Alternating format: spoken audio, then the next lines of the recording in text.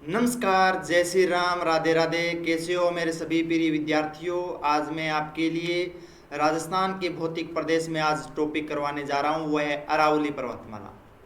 और अरावली पर्वतमाला है वो सीटी एग्जाम के लिए बहुत महत्वपूर्ण टॉपिक है। और इस अरावली पर्वतमाला से 2 से 3 क्वेश्चन है वो आपके सीटी एग्जाम में है वो क्वेश्चन पूछे जाएंगे। तो आज हम संपूर्ण अरावली पर्वतमाला के बारे में विस्तार से अध्ययन करने वाले हैं। और हम अरावली पर्वतमाला को जो 3 भागों में विभाजित किया गया है उन 3 भागों के बारे में, उनकी पर्वत चोटियों के बारे में हम बखूबी और शानदार तरीके से अध्ययन करने वाले हैं। तो क्लास को अंत तक देखिएगा और ज़्यादा से ज़्यादा उन विद्यार्थियों को भी शेयर कीजिएगा जो विद्यार्थी अभी तक हमारे डिजिटल प्लेटफॉर्म से नहीं जुड़े हुए हैं। अपने दोस्तों को, मित्रों को शेयर कर दीजिए, लाइक कीजिए, कमेंट कीजिए। और ये सीटी 2026 की क्लास आपके लिए बहुत महत्वपूर्ण क्लास रहने वाली है। इससे पहले भी मैंने राजस्थान ज्योग्राफी में इसी डिजिटल प्लेटफॉर्म पर आपको सीटी के लिए करवाऊंगा, वो भी सिलेबस के अकॉर्डिंग। तो एक एक टॉपिक आपको कहीं नहीं जाना है राजस्थान ज्योग्राफी के लिए और इंडियन ज्योग्राफी के लिए। तो राजस्थान ज्योग्राफी और इंडियन ज्योग्राफी मेरे इसी यूट्यूब चैनल पर आपको मिलेगी, क्योंकि जो चीज़ें हम पैसे खर्च करके महंगी संस्थानों में जाते हैं उससे बेहतर है कि हम यहाँ पर निःशुल्क और कॉन्सेप्ट क्लास हैं वो हमारे यूट्यूब चैनल पर निःशुल्क उसका फ़ायदा ले सकते हैं, लाभ ले सकते हैं। तो हमारे साथ में आप जुड़े रहें। और हम आज अरावली पर्वतमाला के बारे में हम पढ़ने जा रहे हैं। तो अरावली पर्वतमाला के बारे में अगर देखें तो अरावली पर्वतमाला है, अगर इसका राजस्थान में विस्तार की बात करें तो ये पालनपुर गुजरात से शुरू होती है और रायसीना की पहाड़ियाँ यानी दिल्ली तक इसका विस्तार है। और इसकी कुल लंबाई अगर बात करें तो 692 किलोमीटर है। यानी अरावली पर्वतमाला है वो गुजरात स्टेट यहाँ है और गुजरात की पालनपुर यहाँ से शुरू होता है। और अरावली पर्वतमाला इस तरह से उत्तर पूर्व की ओर गुजरती है और दिल्ली में रायसीना के जो पहाड़ियाँ हैं और रायसीना की पहाड़ियों तक इसका विस्तार रहता है। और इसकी कुल लंबाई की बात करें तो कुल लंबाई है वो 692 किलोमीटर है। तो याद रखना 692 किलोमीटर लंबाई में ये अरावली पर्वतमाला का विस्तार है। और राजस्थान में अगर विस्तार की बात करें तो ये खेड़ बर्मा गुजरात से लेकर के खेतड़ी झुंझुनू तक 550 किलोमीटर की लंबाई है। यानी यहाँ पर ये जो क्षेत्र आप देख रहे हैं खेड़ बर्मा क्षेत्र है, यहाँ से इसका विस्तार होता है दक्षिण पश्चिम से। और दक्षिण पश्चिम से राजस्थान के उत्तर पूर्व की ओर आगे की ओर बढ़ती है और झुंझुनू के खेड़ बर्मा तक है इसका विस्तार है। और इसकी कुल लंबाई की बात करें इस अरावली पर्वतमाला की तो अरावली पर्वतमाला की कुल लंबाई है वो 550 किलोमीटर है। यानी 550 किलोमीटर लंबाई है वो राजस्थान में है और कुल लंबाई की बात करें तो 692 किलोमीटर है। तो दोनों आपको याद रखना है। यानी संपूर्ण लंबाई की बारे में पूछा जाए तो 692 किलोमीटर है और इसका विस्तार है वो पालनपुर गुजरात से रायसीना की पहाड़ियाँ दिल्ली तक अरावली का विस्तार है। और अगर राजस्थान में विस्तार की बात करें तो खेड़बर्मा गुजरात से लेकर के और खेतड़ी झुंझुनू तक 550 किलोमीटर की इसकी लंबाई है वो रहती है। और अरावली का राजस्थान में अगर कितना प्रतिशत भाग है तो वो है 80%। यानी 80% विस्तार है अरावली का वो राजस्थान में है, क्योंकि कुल लंबाई 692 है उसमें से 550 किलोमीटर राजस्थान में है। अगर इसका प्रतिशत की बात करें तो वो 80% है वो राजस्थान में इसका विस्तार रहता है। अरावली की औसत ऊंचाई की बात करें तो वो 930 मीटर है। यानी औसत ऊंचाई, कहीं पर उत्तरी अरावली में कम ऊंचाई है, मध्य अरावली में उससे भी कम ऊंचाई है और दक्षिणी अरावली में सबसे ज़्यादा ऊंचाई है। अगर इन तीनों की औसत ऊंचाई की बात करें तो वो है 930 मीटर। तो 930 मीटर है इनकी कुल ऊंचाई है वो रहती है। और अरावली है वो राजस्थान को 2 भागों में विभाजित करती है, एक है पूर्वी राजस्थान और एक है पश्चिमी राजस्थान। तो अरावली पर्वतमाला राजस्थान के लगभग मध्य से होकर के गुजरती है और बीच से होकर के गुजरने की वजह से राजस्थान को 2 भागों में विभाजित कर देती है। और अरावली का जो पूर्वी भाग है इसे पूर्वी राजस्थान और उसके पश्चिमी है उसे पश्चिमी राजस्थान। और पूर्वी राजस्थान और पश्चिमी जो राजस्थान है उसमें वर्षा के आधार पर भी विभाजित करती है, क्योंकि पूर्वी राजस्थान है यहाँ पर सबसे ज़्यादा वर्षा होती है और पश्चिमी राजस्थान में सबसे कम में वर्षा हो पाती है। तो दो भागों में अरावली है और राजस्थान को विभाजित करती है, पूर्वी अरावली और पश्चिमी अरावली को। अब हम अरावली पर्वतीय प्रदेश का विस्तार और दिशा की बात करते हैं। इनका विस्तार कहाँ कहाँ है और दिशा किस तरह से अरावली पर्वतमाला की। अगर इसका बात करें तो अरावली है मुख्य रूप से 16 जिलों में इसका विस्तार रहता है, यानी अरावली पर्वतमाला है वो 16 जिलों में से होकर के गुजरती है राजस्थान के। और वो 16 जिले कौन कौन से हैं? अगर दक्षिण पश्चिम से उत्तर पूर्व की क्रम से बात करें तो उदयपुर की बात करें तो यहाँ आपको उदयपुर मिलेगा। उसके बाद में सिरोही यहाँ पर आएगा। राजसमंद की बात करें तो आप राजसमंद यहाँ पर आप पढ़ोगे। अजमेर की बात करें तो यहाँ पर अजमेर आएगा। ब्यावर यहाँ पर आएगा। पाली भी यहाँ पर है। चित्तौड़गढ़ यहाँ है, चित्तौड़गढ़। भीलवाड़ा, डूंगरपुर में इसका विस्तार है। डीडवाना कुचामन इसका विस्तार है। डीडवाना जो नागौर से अलग होकर के नया जिला बना है, डीडवाना कुचामन। इसके साथ साथ में सीकर में इसका विस्तार है, जो आप यहाँ पर देख रहे हैं सीकर जिला। झुंझुनू में इसका विस्तार है। कोटपुतली बहरोड जो जयपुर से अलवर से अलग होकर के जिला बना है, कोटपुतली बहरोड। अलवर का जो क्षेत्र है और खेरथल तिजारा का जो क्षेत्र है ये, तो इन जिलों में वो अरावली का विस्तार है, जो कितने जिलों में है। और इसके साथ साथ में जयपुर में भी इसका विस्तार है। तो यानी 16 जिलों में अरावली पर्वतमाला है वो गुजरती है। तो याद रखना, अरावली पर्वतमाला राजस्थान के 16 जिलों से होकर के गुजरती है। और 16 जिले हैं, उन 16 जिलों में उदयपुर, सिरोही, राजसमंद, अजमेर, ब्यावर, पाली, चित्तौड़गढ़, भीलवाड़ा, डूंगरपुर, कुचामन, सीकर, झुंझुनू, जयपुर, कोटपुतली बहरोड, अलवर, खेरथल, तिजारा। तो इन जिलों से होकर के अरावली पर्वतमाला है वो गुजरती है।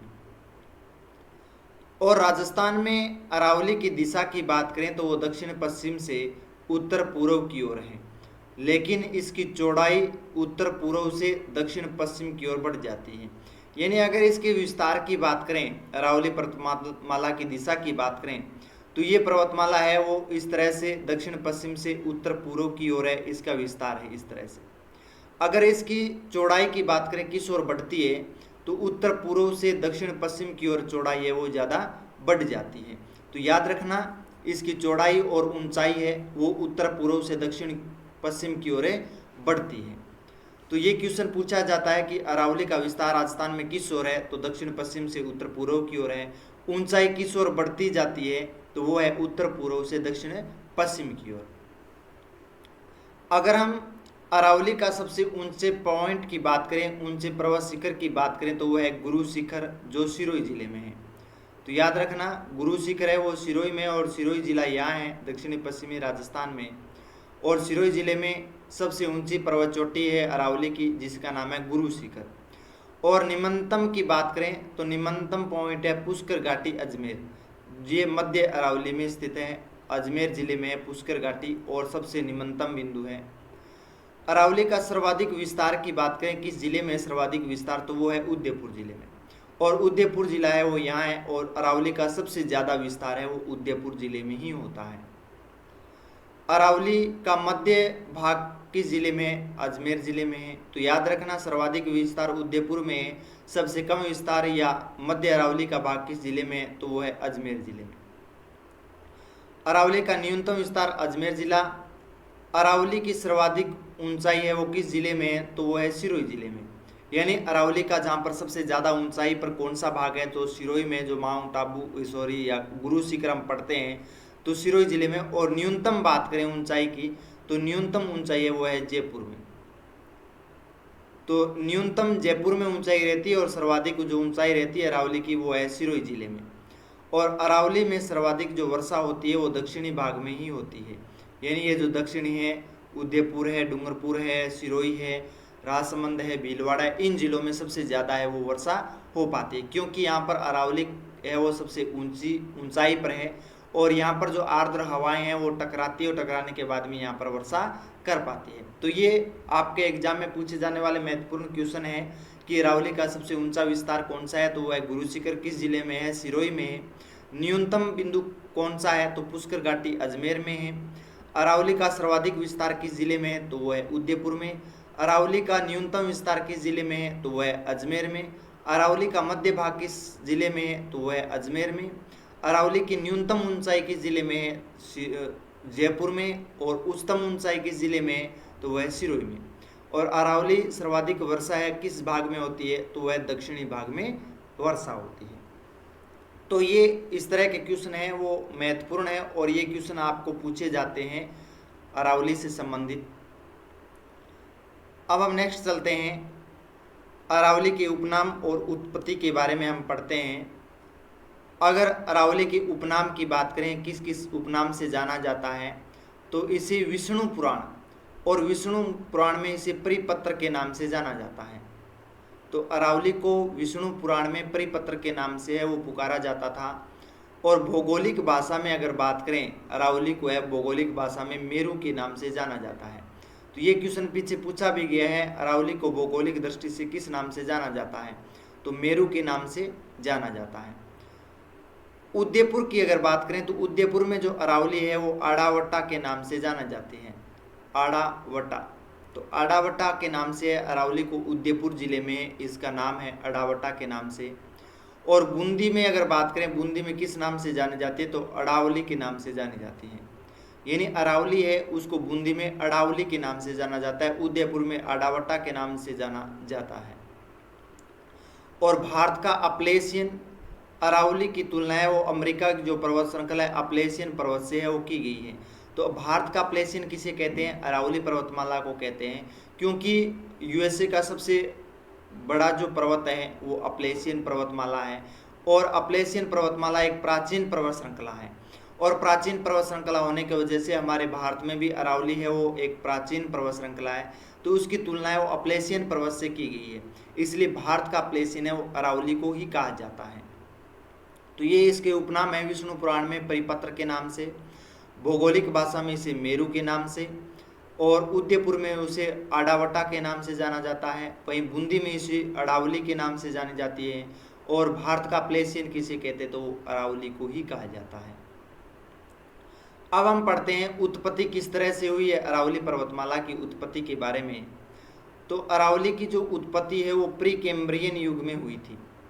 यानी प्री कैम्ब्रियन युग जो प्राचीन युग है और ये सबसे प्राचीन पर्वत श्रृंखला है, तो इस युग में अरावली पर्वतमाला की उत्पत्ति हुई मानी जाती है। और अरावली का जो निर्माण तब हुआ जब भारतीय प्लेट और यूरेशियन प्लेट है वो समुद्र से अलग हो गई थी। यानी एक तरफ भारत की प्लेट थी, ये आप जो देख रहे हैं डायग्राम, भारतीय प्लेट, और एक तरफ थी यूरेशियन प्लेट। दोनों का अपसरण हुआ था, यानी एक दूसरे से विभाजित हो गई थी। अपसरण होने की वजह से इस पर्वतमाला का निर्माण हुआ था प्री कैम्ब्रियन युग में। और दोनों प्लेटें विपरीत दिशा में खिसकने से यहाँ पर ज्वालामुखी का विस्फोट हुआ था और अरावली एक वलित पर्वतमाला के रूप में निर्माण हो गया था।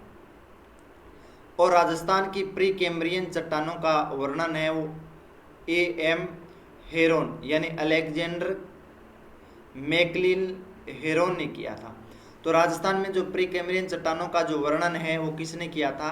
वो किया था अलेक्जेंडर मैकमिलन हेरोन ने।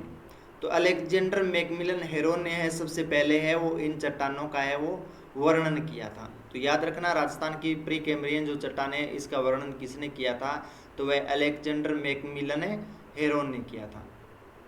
अरावली है वो विश्व की प्राचीनतम वलित व अवशिष्ट पर्वतमाला है, यानी वलन से निर्मित ये पर्वतमाला है, क्योंकि यहाँ पर भूमि है वो फॉल्ट होने की वजह से, वलन पड़ने की वजह से एक वलित पर्वतमाला का निर्माण हुआ था और ये एक अवशिष्ट के रूप में मौजूद है आज भी। अरावली एक मोड़दार पर्वत है, यानी इसमें फोल्ड है और मोड़ है, इसलिए इसे मोड़दार पर्वत के नाम से जाना जाता है। अरावली पर्वतमाला का जो उद्गम हुआ था वो अरब सागर के मिनिकोय द्वीप यानी जो लक्षद्वीप है वहाँ से माना जाता है। तो अरावली पर्वतमाला का जो उद्गम स्थल माना जाता है जहाँ से अरावली पर्वतमाला पनपी थी वो है मिनिकोय द्वीप जो अरब सागर में, जिसे हम लक्षद्वीप कहते हैं। इसका विस्तार अरब सागर के लक्षद्वीप से है। ठीक है। उसके बाद में अगर बात करें तो अरावली पर्वतमाला की मूल जो जड़ है वो अरब सागर से शुरू होने के कारण अरब सागर को अरावली का पिता कहा जाता है। तो अरब सागर को है वो अरावली का पिता के नाम से जाना जाता है, क्योंकि अरावली का जो उद्गम हुआ है वो अरब सागर से ही हुआ है। तो इसलिए क्वेश्चन पूछा जाता है कि अरावली का पिता किसे कहते हैं, तो अरब सागर को कहा जाता है, क्योंकि अरावली है वो वहाँ से उद्गम हुआ है। तो ये इस तरह से इसकी उत्पत्ति हुई थी। किस काल में युग में हुई थी, तो प्री कैम्ब्रियन युग में हुई थी। कौन सी दो प्लेटों के अपसरण से हुई थी, इंडियन प्लेट और यूरेशियन प्लेटों के अलग होने से। और इसका सबसे पहले वर्णन किसने किया था, तो वो किया था अलेक्जेंडर मैकमिलन हेरोन ने किया था। और ये एक वलित पर्वतमाला या अवशिष्ट पर्वतमाला है, और ये एक मोड़दार पर्वतमाला है। और इसका उद्गम कहाँ से होता है, अरब सागर के मिनिकोय द्वीप यानी लक्षद्वीप से होता है। और अरावली का पिता किसे कहा जाता है, तो वो किसे अरब सागर को कहा जाता है। तो ये आपके लिए बहुत महत्वपूर्ण है अरावली पर्वतमाला। अब हम पढ़ते हैं अरावली की प्रमुख विशेषताएं, यानी अरावली की मुख्य प्रमुख विशेषताएं कौन कौन सी है। तो उसके बारे में अगर देखें तो अरावली को भारत की महान जल विभाजक रेखा कहा जाता है। ये अरब सागर तथा बंगाल की खाड़ी की नदियों को अलग करती है। यानी ये जो अरावली पर्वतमाला आप जो देख रहे हैं डायग्राम में, ये अरावली पर्वतमाला है, और एक तरफ अरब सागर है और एक तरफ बंगाल की खाड़ी है। और यहाँ से जो नदियों का उद्गम होता है और पूर्व की ओर बढ़ने वाली सभी जो नदियाँ हैं वो बंगाल की खाड़ी में ही जाती हैं, और पश्चिम की ओर जाने वाली जो नदियाँ हैं सभी अरब सागर में ही जाती है। इसलिए भारत और राजस्थान की सबसे जो बड़ी नदियाँ हैं और इन नदियों का जल विभाजक के रूप में कार्य करती है, यानी विभाजन करती है अरब सागर एक तरफ और एक तरफ बंगाल की खाड़ी, दोनों के लिए। तो यानी भारतीय जल विभाजक के रूप में जाना जाता है। तो वो कौन है, अरावली पर्वतमाला। और इसका दक्षिणी भाग है वो ग्रेनाइट चट्टानों से बना हुआ है, यानी अरावली पर्वतमाला का जो दक्षिणी भाग है वो ग्रेनाइट चट्टानों से बना हुआ है। और अरावली को 3 भागों में विभाजित किया गया है, यानी उत्तरी अरावली, मध्य अरावली और दक्षिणी अरावली। तो इस तरह से हम अरावली को 3 भागों के रूप में पढ़ेंगे और उनकी पर्वत चोटियाँ भी पढ़ेंगे। अरावली है वो थार के रेगिस्तान को चंबल की घाटी से अलग करती है, यानी जो थार मरुस्थल है पश्चिम में और पूर्व में है वो चंबल घाटी है, यानी चंबल नदी बहती है, राजस्थान की सबसे बड़ी नदी। और जब इन दोनों को जो अलग करती है वो है पर्वतमाला, यानी अरावली है वो चंबल घाटी को और थार के रेगिस्तान को है वो अलग करती है, और इनके मध्य है वो अरावली स्थित है। अरावली के पूर्वी ढालों पर वनस्पति अधिक संघन है, यानी हम अरावली के पूर्वी ढाल पर आएंगे तो यहाँ पर अगर वनस्पतियाँ देखेंगे तो वनस्पतियाँ यानी पेड़ पौधे वो सबसे ज़्यादा मिलेंगे, क्योंकि यहाँ पर वर्षा है वो सबसे ज़्यादा होती है और वृष्टि प्रदेश कहलाता है ये। और पश्चिम भाग में जाएंगे तो आपको वनस्पतियाँ हैं वो बहुत कम मिलेंगे, पेड़ पौधे हैं वो बहुत कम मिलेंगे, क्योंकि ये वृष्टि छाया प्रदेश है, वर्षा बहुत कम होती है, इसलिए पेड़ पौधे कम पाए जाते हैं।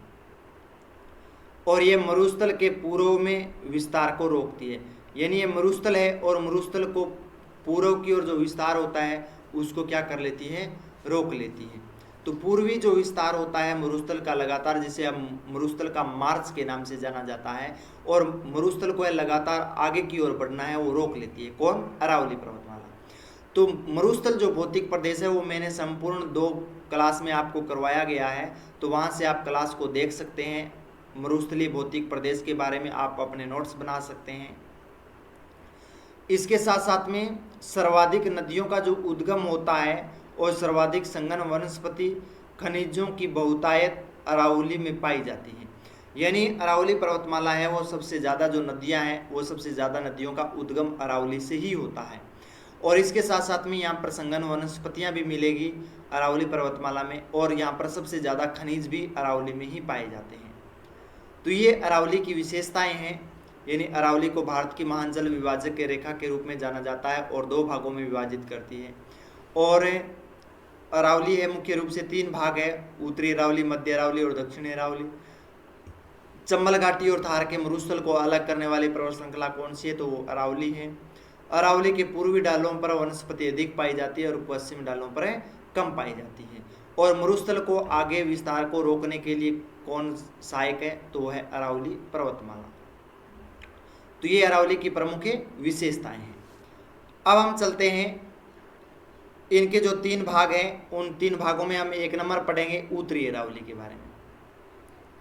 तो सबसे पहले हम उत्तरी अरावली के बारे में हम विस्तार से चर्चा करते हैं। उत्तरी अरावली की क्या विशेषता है, किन किन जिलों में इसका विस्तार है।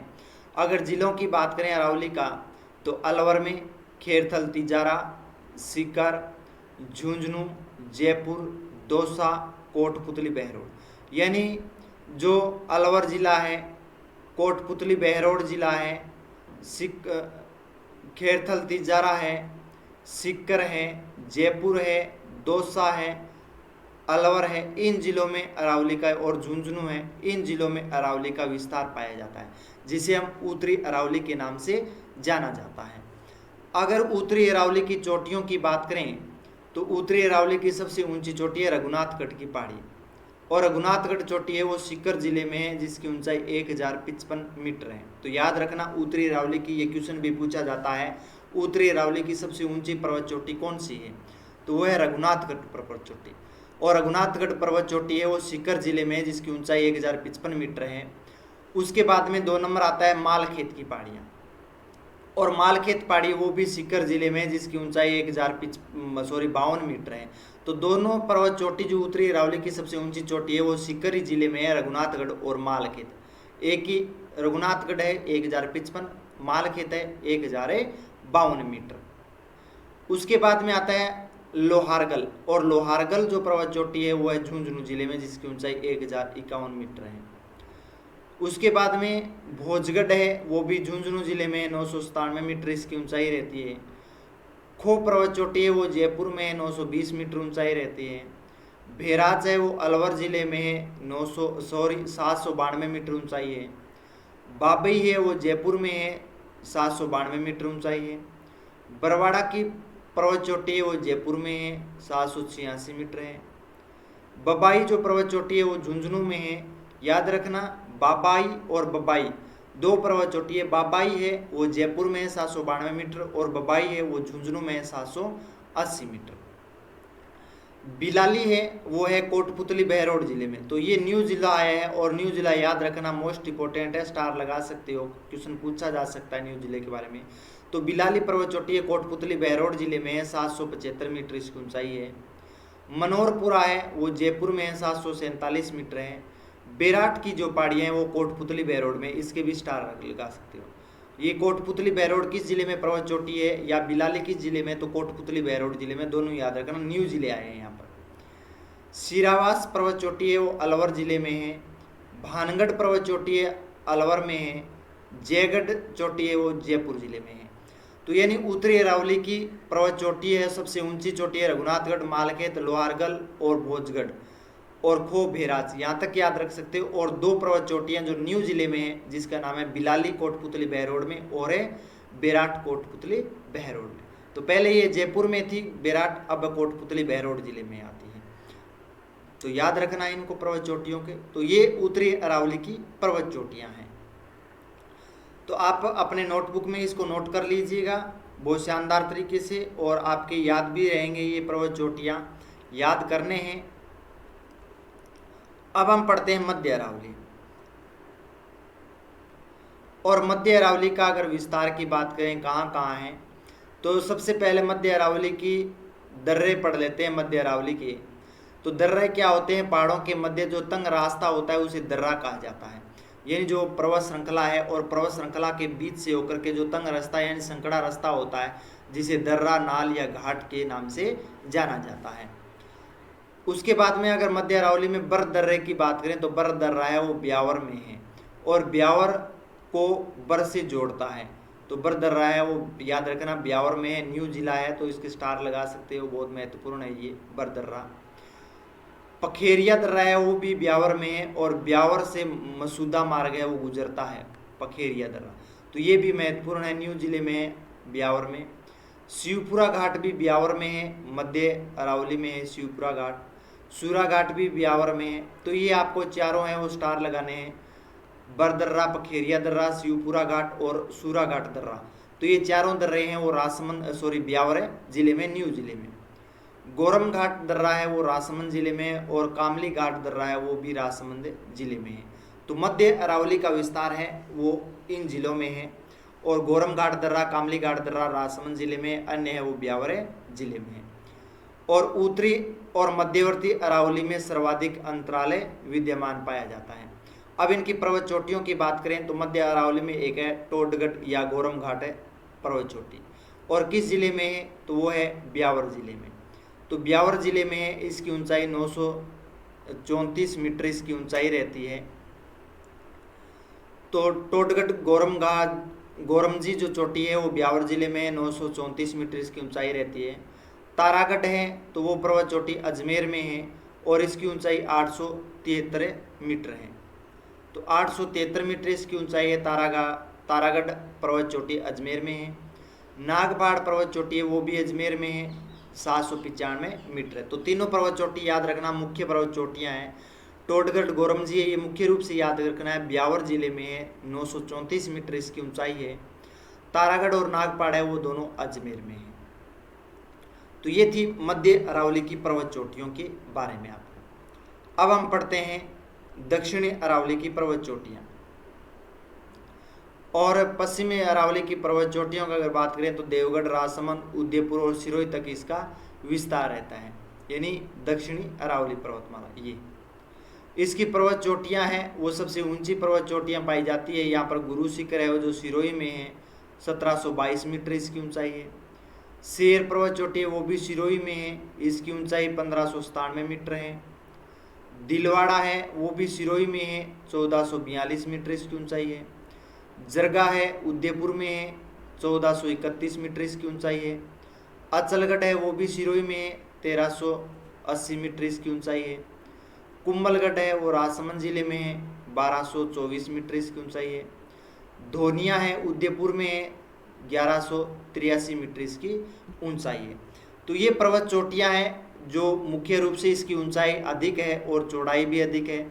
तो सबसे ऊंची पर्वत चोटी गुरु शिखर है सिरोही में है, उसके बाद में शेर सिरोही में है, दिलवाड़ा सिरोही में, तीनों पर्वत चोटियाँ सिरोही में ही हैं। जरगा पर्वत चोटी उदयपुर में है, अचलगढ़ सिरोही में है, कुंभलगढ़ राजसमंद में है, धोनिया उदयपुर में है, ऋषिकेश सिरोही जिले में है। इसके साथ साथ में कमलनाथ जो पर्वत चोटी है वो उदयपुर में 1001 मीटर। तो ये 1000 से ऊपर की जो पर्वत चोटियाँ ये मुख्य रूप से आपको याद रखना है इन पर्वत चोटियों को, और ये पर्वत चोटी जिनकी ऊंचाई 1000 से अधिक है। उसके बाद में सज्जनगढ़ है उदयपुर में, मायरा है उदयपुर में, लीलागढ़ है उदयपुर में, डोग पर्वत है जालोर में, नागपानी उदयपुर में, गोगुंदा उदयपुर में, इसराना भाकर पर्वत चोटी जालोर में, रोजा भाकर जालोर में, और झारोला भाकर है वो भी जालोर जिले में है। तो ये पर्वत चोटियाँ हैं जो दक्षिणी अरावली की मुख्य पर्वत चोटियाँ कही जाती हैं। तो याद रखना है दक्षिणी अरावली की पर्वत चोटियाँ गुरु शिखर है जिसे संतों का शिखर कर्नल जेम्स टोड ने कहा था, जिसकी ऊंचाई 1722 मीटर है सिरोही जिले में। शेर भी सिरोही में है और दिलवाड़ा भी सिरोही, तीनों पर्वत चोटियाँ जो उच्च पर्वत चोटी है वो सिरोही जिले में, याद रखनी है आपको। जरगा उदयपुर में, अचलगढ़ सिरोही में, मैं पुनः दोहरा देता हूँ, कुंभलगढ़ राजसमंद में, धोनिया उदयपुर में, ऋषिकेश सिरोही में, कमलनाथ है वो भी उदयपुर जिले में। तो यानी दक्षिणी अरावली की पर्वत चोटी है वो सिरोही में, उदयपुर में और जालोर जिले में, इन तीनों जिलों में मुख्य रूप से इसका विस्तार है। तो ये थी दक्षिणी अरावली की पर्वत चोटियाँ। अब हम पढ़ते हैं दक्षिणी अरावली गुरु शिखर एवं प्रमुख नाल यानी दर्रों के बारे में पढ़ते हैं। सबसे पहले हम गुरु शिखर के बारे में पढ़ देते हैं जिसे संतों का शिखर कहा है, और अरावली की ये सबसे ऊंची पर्वत चोटी है, और गुरु शिखर है जो माउंट आबू सिरोही में है। तो यानी अरावली की सबसे ऊंची पर्वत चोटी कौन सी है? गुरु शिखर है, और ये पर्वत चोटी है वो माउंट आबू सिरोही में है, और इसे कर्नल जेम्स टोड ने गुरु शिखर या फिर संतों का शिखर या हिंदू ओलंपस कहा है। तो आप ये देख रहे हैं डायग्राम में ये, और इस गुरु शिखर के ऊपर है एक मंदिर भी बना हुआ है 5 मीटर ऊंचाई में। अगर 1722 मीटर और 5 मीटर इसको भी जोड़ दे तो 1727 मीटर होता है। तो इसकी ऊंचाई 1722 है, और मंदिर की ऊंचाई साथ में काउंट करें तो 1727 होती है। और गुरु शिखर का नाम है दत्तात्रेय ऋषि के नाम पर ही गुरु शिखर पड़ा था, और इसकी ऊंचाई 1722 मीटर है, लेकिन इस दत्तात्रेय ऋषि का मंदिर 5 मीटर ऊंचाई पर बना हुआ है। तो यानी इसी पर गुरु शिखर पर जो मंदिर बना हुआ है वो दत्तात्रेय ऋषि का है, वो मंदिर बना हुआ है। इसलिए यहाँ पर संत है वो तपस्या करते थे, इसलिए इसे संतों का शिखर है वो कहा था कर्नल जेम्स टोड ने। अब यहाँ पर दक्षिणी अरावली के प्रमुख नाल या दर्रे की बात करें तो फुलवारी की नाल कहाँ है, उदयपुर में है, और ये राजस्थान की सबसे बड़ी नाल या दर्रा माना जाता है फुलवारी की नाल। तो याद रखना राजस्थान का सबसे बड़ा दर्रा या नाल कौन सी है, तो वो है फुलवारी की नाल। किस जिले में? उदयपुर जिले में। केवड़ा की नाल ये भी उदयपुर जिले में है। देबारी दर्रा उदयपुर जिले में, याद रखना। हाथी दर्रा कहाँ है, तो उदयपुर में है, और ये पिंडवाड़ा सिरोही से उदयपुर जाने वाले मार्ग पर स्थित है। तो यानी उदयपुर से जब सिरोही की ओर जाते हैं तो इस रास्ते से होकर के गुजरना पड़ता है, जिसका नाम है हाथी दर्रा। हाथीगुड्डा की नाल कहाँ है, तो कुंभलगढ़ किले के पास है, राजसमंद जिले में, और यह पाली को राजसमंद से जोड़ता है। यानी पाली को राजसमंद से जोड़ने वाला जो दर्रा कौन सा है, वो है हाथीगुड्डा की नाल के नाम से जाना जाता है। सोमेश्वर की नाल कहाँ है, पाली जिले में है। देसूरी की नाल कहाँ है, पाली में। तो दोनों दर्रा या नाल है, सोमेश्वर की नाल और देसूरी की नाल है, वो पाली जिले में है।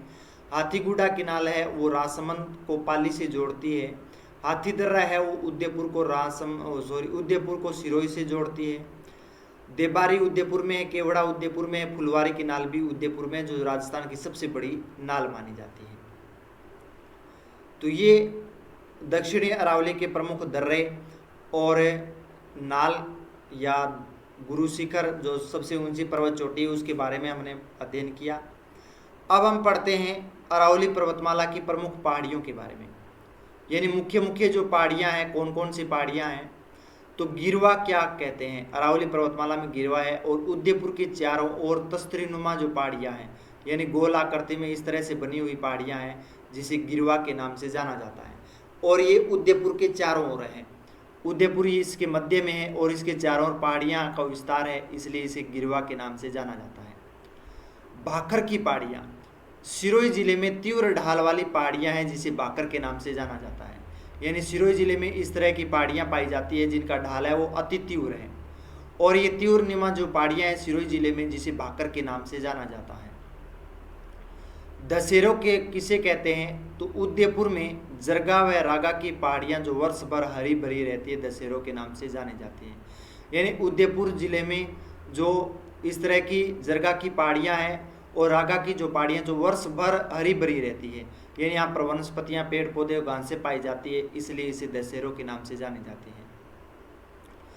मेवल किसे कहते हैं, तो मेवल है वो डूंगरपुर और बांसवाड़ा के मध्य की पहाड़ियाँ हैं। तो डूंगरपुर और बांसवाड़ा के मध्य की जो पहाड़ियाँ हैं, जिसे मेवल के नाम से जाना जाता है, मेवल की पहाड़ियाँ। मेरवाड़ा की पहाड़ियाँ किसे कहते हैं, तो ब्यावर यानी अजमेर की पहाड़ियाँ, ये पहाड़ियाँ मेवाड़ को मारवाड़ से अलग करती हैं, तो मेरवाड़ा की पहाड़ियाँ कहते हैं। यानी मेवाड़ को मारवाड़ से अलग करने वाली जो पहाड़ियाँ हैं, जिसे क्या कहते हैं, मेरवाड़ा की पहाड़ियों के नाम से जाना जाता है। ये क्वेश्चन पूछा जाता है मेरवाड़ा की पहाड़ियाँ कहाँ हैं, तो अजमेर ब्यावर यहाँ है, और ये मेवाड़ को मारवाड़ से अलग करती हैं। दोसी की पहाड़ियाँ कहाँ हैं, झुंझुनू में है, जिसकी ऊंचाई 740 मीटर है, जिसे दोसू की पहाड़ियाँ कहा जाता है। हर्ष की पहाड़ियाँ कहाँ हैं, हर्ष की पहाड़ियाँ सीकर में 820 मीटर की ऊंचाई में है, और इस पर हर्षनाथ मंदिर भी बना हुआ है। तो हर्षनाथ मंदिर बना हुआ है, हर्ष की पहाड़ियाँ कही जाती है। उदयनाथ पर्वत कहाँ है, तो वह अलवर जिले में। तो उदयनाथ जो पर्वतमाला है वो अलवर जिले में है। मालानी की पहाड़ियाँ हैं वो बाड़मेर और जालौर जिले में है, मालानी की पहाड़ियाँ। तो याद रखना मालानी की पहाड़ियाँ बाड़मेर और जालौर जिले में है। अड़ावल पर्वतमाला है वो बूंदी में, अभी आपको बताया था अड़ावल पर्वतमाला अरावली का जो बूंदी में नाम है अड़ावल के नाम से। मोटा पहाड़ कहाँ है, झुंझुनू जिले में। तो मोटा पहाड़, ये क्वेश्चन पीछे पूछा भी किया है, मोटा पहाड़ किस जिले में स्थित है, तो वह झुंझुनू जिले में। मगरा की पहाड़ियाँ अरावली से अलग अपशिष्ट जो पहाड़ियाँ यानी अरावली से अलग हुई है और एक अपशिष्ट के रूप में है, और जिसे मगरा के नाम से जाना जाता है। तो याद रखना अरावली से अलग हुई पहाड़ियों को किस नाम से जाना जाता है, तो वो है मगरा के नाम से जाना जाता है। तो मगरा की पहाड़ियाँ कही जाती हैं। तो ये थी अरावली को हमने 3 भागों में विभाजित किया था, उत्तरी अरावली, मध्य अरावली, दक्षिणी अरावली। और अरावली की ये जो संपूर्ण पहाड़ियाँ पढ़ी हमने, अरावली के संपूर्ण दर्रे नाल पढ़े, किस जिले में पर्वत चोटियों की ऊंचाइयाँ पढ़ी।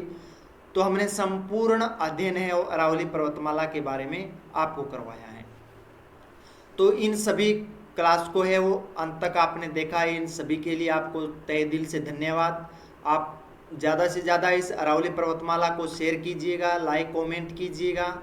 और अच्छी तरीके से मुख्य रूप विशेषता ये है मेरी क्लास की कि आप नोट्स अब से मुख्य रूप से बनाओगे और उसका 1 या 2 बार रिवीजन करोगे तो आपके माइंड में सेट हो जाएंगे। तो आपको कहीं पर भी जाने की ज़रूरत नहीं है। मैं आपको राजस्थान ज्योग्राफी और इंडियन ज्योग्राफी है वो इसी मेरे यूट्यूब चैनल पर मैं आपको करवाऊँगा। तो आप ज़्यादा से ज़्यादा सपोर्ट कीजिए। इसी आशा और विश्वास के साथ आप सभी का धन्यवाद।